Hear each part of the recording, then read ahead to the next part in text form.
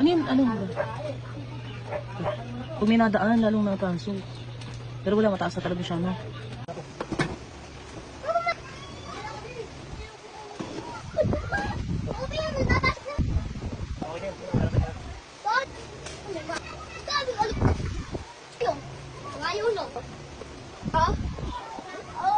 Malayo na yun.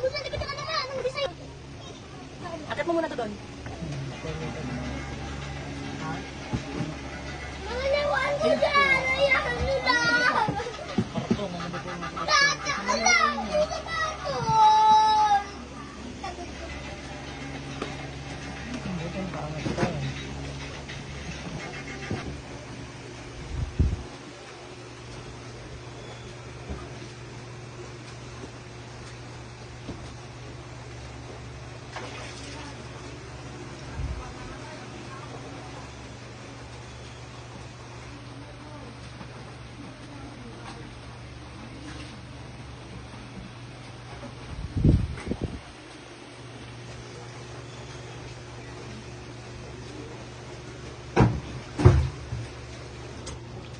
Ang aesthetic naming bahay, kakapost ko lang kanina Ayos kasi mo na yun doon sa taas. na naglinis.